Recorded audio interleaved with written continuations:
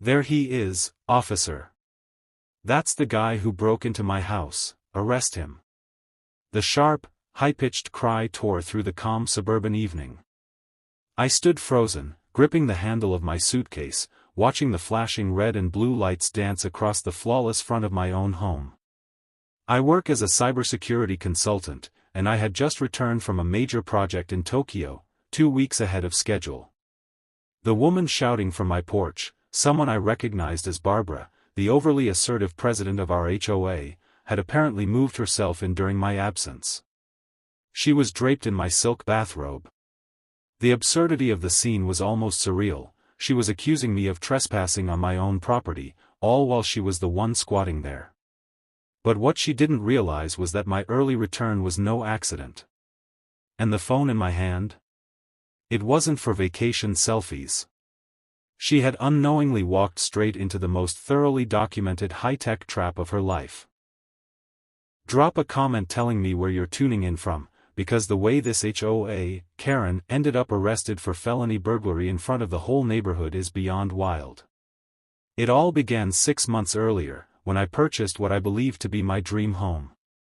After years of grinding it out in cramped city apartments while building my consultancy business, I finally had the means to secure my own slice of peace. It was a sleek, modern glass and steel build tucked away in an affluent, oak-lined neighborhood that promised serenity. The sort of place where lawn care companies seem to outnumber actual residents.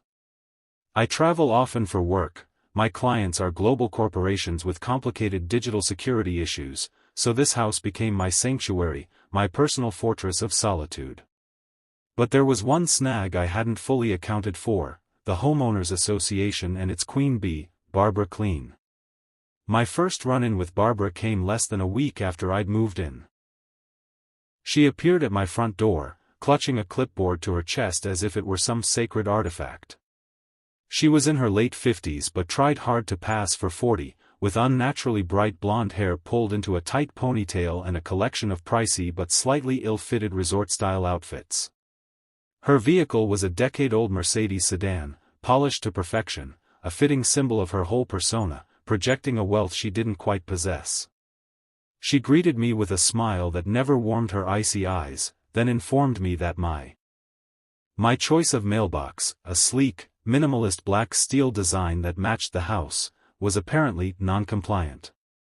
The only approved option, according to the HOA handbook, was a hideous faux colonial contraption in forest green. The penalty? $50 a day. I tried reasoning with her, explaining that the mailbox was part of my home's architectural style, but it was like debating with a brick wall, a smug, condescending brick wall. The rules are there for a reason, she chirped. They preserve the community's visual harmony. I glanced from her colonial-loving grin to my ultra-modern glass home and wondered exactly what harmony she thought she was preserving. Not wanting to start a drawn-out fight before I'd even finished unpacking, I caved and replaced it with the ugly green one. Big mistake. That told her I could be pushed. From there, the violations rolled in like clockwork, each more petty than the last. My garbage bin stayed visible from the street for exactly 45 minutes after the official morning collection time.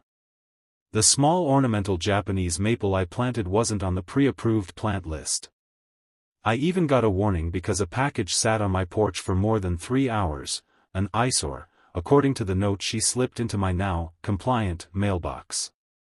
Each citation came wrapped in smug wording and the looming threat of a fine. It was suburban combat by 1,000 petty strikes. One afternoon, my next-door neighbor, Arthur, a retired engineering professor, caught me in the yard, gloomily measuring my grass height with a ruler. He chuckled. "Ah, getting the full Barbara treatment, I see," he said. He leaned casually against his fence. "Don't let her get under your skin," he said. "She's been running this HOA like her own personal fiefdom for the past 10 years. Lives in one of the older, smaller ranch houses by the neighborhood entrance, and I'm convinced she's pathologically jealous of anyone who moves into one of the newer, larger ones." He went on to tell me she'd once tried to fine a family because their visiting grandchild's birthday party had too many balloons. This was the woman holding the reins of our little suburban kingdom. Then came the big break, a lucrative, high-stakes contract in Tokyo that would have me overseas for an entire month. It was too good to turn down. Out of courtesy, and because the HOA rules required notice for any absence over 2 weeks, I sent a formal email to the board listing my travel dates. I explained that I'd be leaving May 1st and returning June 1st. Before leaving, I activated my cutting-edge home security system. A custom network I'd designed myself, far beyond basic motion detectors. Every door and window was equipped with sensors. Cameras, both inside and out, provided complete visual coverage. The smart home software logged every interaction, whether it was the thermostat changing or the refrigerator door opening. It wasn't just security, it was a digital ghost watching over the place. The first week in Tokyo flew by in a haze of meetings and presentations. It wasn't until the second week that I spotted something unusual. I'm a man who lives by data, by patterns, and the activity logs from my house were telling me something wasn't right. A small alert I'd programmed for myself popped up. The first alert came when the thermostat in my master bedroom was manually switched from its away setting of 65 degrees to a cozy 72 degrees. I dismissed it as some kind of system hiccup. But 2 days later, another notification appeared. The smart refrigerator, equipped with weight sensors on each shelf, logged the sudden addition of a gallon of 2% milk, a type of yogurt I never purchase, and a bottle of bargain Chardonnay. My stomach tightened. I don't drink bargain Chardonnay. I pulled up my home's media server feed. Someone had accessed my Plex account the previous night and streamed 3 solid hours of a reality series about wealthy housewives. This wasn't a glitch. This was a break-in. With mounting unease, I opened my secure portal and tapped into the interior camera feeds. My pulse spiked.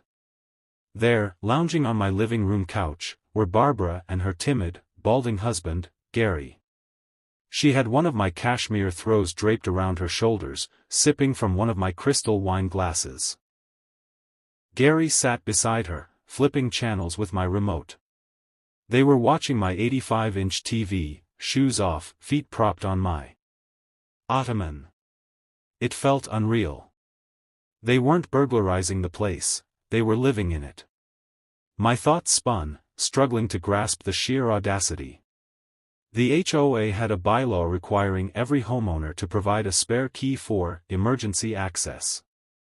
I'd fought against it, warning it was a major security risk, but I'd been outvoted. As HOA president, Barbara was the keeper of those keys. She must have let herself in under some made-up emergency, and upon finding the house empty, decided to enjoy an upgraded lifestyle for the month. She'd read my email. She knew my exact return date. She thought she had the runway all to herself. A white-hot wave of anger surged through me. I wanted to call the cops immediately, have them storm my own front door and haul her out. But then the professional in me, the cold, calculating strategist my clients paid handsomely for, took over. It would be my word against hers. She was the HOA president, I was a homeowner away on business. She could easily claim she was there for an inspection, a suspected water leak, or any other fabricated reason. A single snapshot wouldn't cut it. I needed a case, airtight, irrefutable, and devastating. Leaning back in my Tokyo hotel chair, thousands of miles from home, I began plotting. She thought she was sneaking in a private little vacation. In reality, she'd just been cast as the unwitting star of her own exclusive reality show, and I was the executive producer. The anger roiling inside me was potent, but I forced it into cold, precise focus. This wasn't just trespassing. This was a deep violation. She hadn't merely entered my house, she had stepped into my life, wrapping herself in the comfort and safety I had spent years earning. Calling the local police from Tokyo would only create chaos, international calls, conflicting statements. Barbara would play the role of the dutiful HOA president, calmly claiming there had been an urgent matter requiring her presence. She'd be composed, authoritative, and entirely convincing to responding officers. I, meanwhile, would be a voice breaking up on an overseas call, sounding frantic and unreliable. No, this wasn't the moment for a direct hit. This was a chessboard, and she'd just made an arrogant, reckless move. My counter would have to be crushing. My private fortress had now become my laboratory. For the next week, I turned into a digital ghost, quietly haunting my own home through my laptop. Every spare moment outside of work meetings went into meticulously compiling an ironclad case. On my encrypted hard drive, I created organized folders labeled with forensic precision: video, audio, system logs, subject profiles. I downloaded every second of footage from all 16 high-definition cameras. The clarity was flawless, the coverage complete. I had crisp, undeniable video of Barbara and Gary sitting at my dining table, eating my food. I watched them sleep in my bed, their heads on my pillows. I saw Barbara stroll into my office, running her fingers over my leather chair as if deciding whether it suited her. But the most enraging footage came from the master closet. She surely had her own walk-in at home, but mine was a custom-built cedar-lined space with specialty lighting. On the feed, I watched her trying on my late wife's clothes. Eleanor had passed away 2 years earlier, and I hadn't yet found the strength to part with her belongings. Seeing this arrogant, entitled woman drape my wife's favorite scarf over her shoulders and admire herself in the mirror sent a shock of pure fury through me. That moment turned my mission from a matter of principle into something deeply personal. Still, I couldn't let emotion derail the process. I documented every detail. The logs from my smart home system were a goldmine, allowing me to build a minute-by-minute account of their stay. I tracked every use of the Sonos speakers, even compiling a playlist of their abysmal taste, mostly cheesy 80s soft rock. I had data from the smart toilet in the master bath, a ridiculous luxury purchase, I'll admit, that recorded, quite literally, every single use.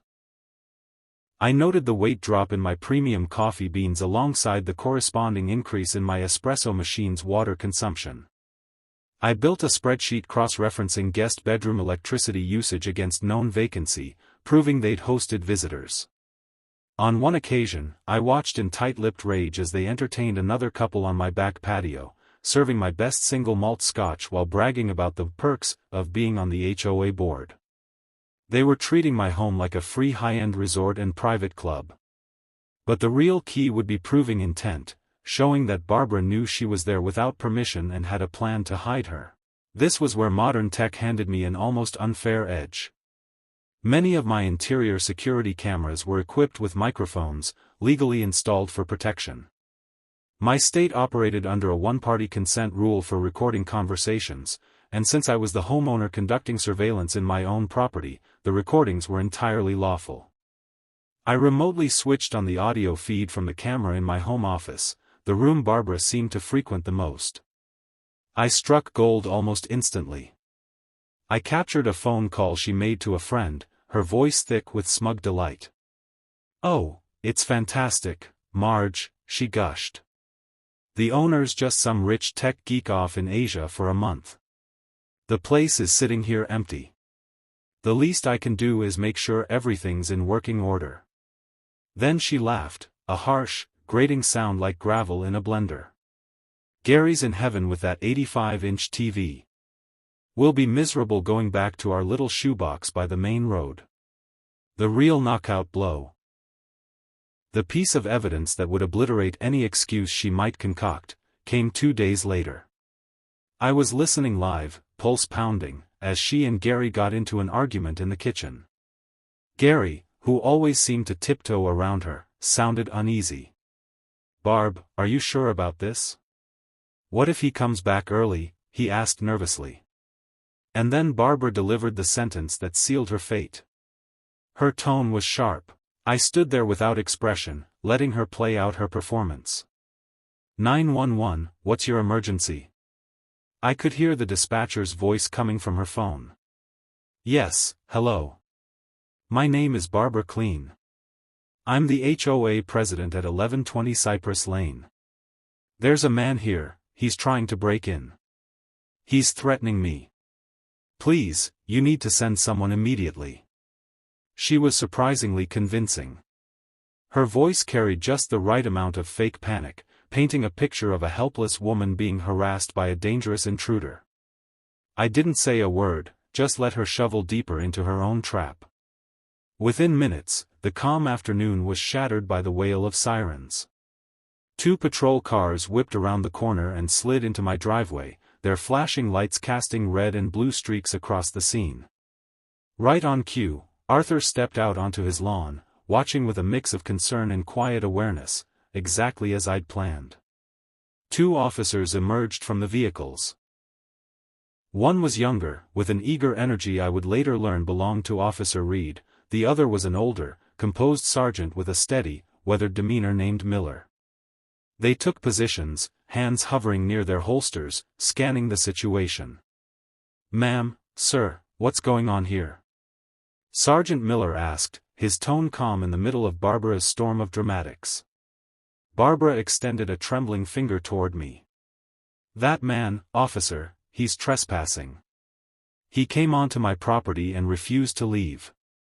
I think he was trying to rob me. Arrest him." The younger one, Reed, took a step in my direction.